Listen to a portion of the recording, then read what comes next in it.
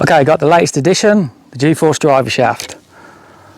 So you can fit any adapter into the shaft. If you've got a TaylorMade, Callaway, Titleist, Ping, you can just buy the adapter sleeve and then trim the GForce shaft to your perfect length, fit the adapter, and then start training straight away. That's how simple it is. And I'm going to show you what tools you're going to need to do the job, or you can just get your local club fitter to do it for you. So what we need is some glue. We need A and B glue. Basically it's epoxy resin, or sometimes called araldite. You need a vice clamp. When you put the shaft into the vice, you want to make sure it's protected, because otherwise you're going to scratch the paint on the shaft.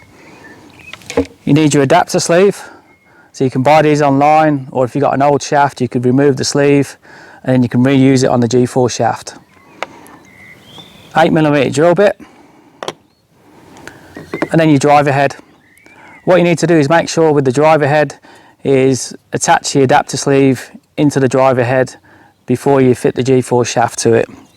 So the GForce driver shaft comes in a 45-inch length.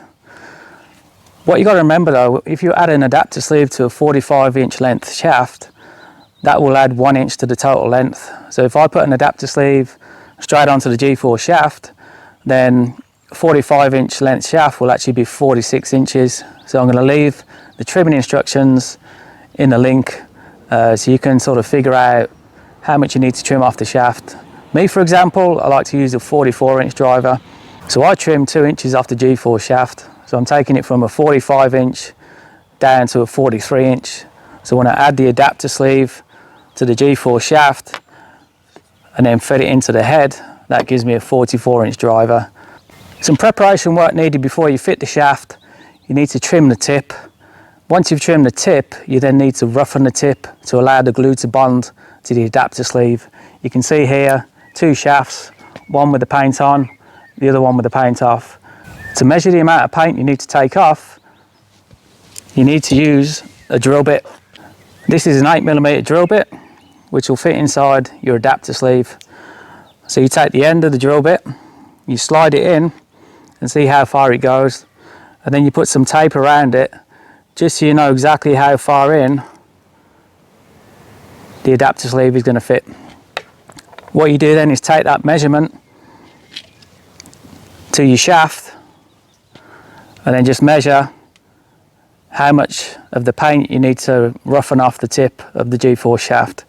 Again, just make a mark, put some tape around, so you know then that's how much paint you need to take off the shaft. To remove the paint from the shaft, just use a strip of sandpaper, fix the shaft into the vise, and then just go around sanding the paint off. There's a couple of layers of paint on there, so you need to get down to the green part of the shaft right there.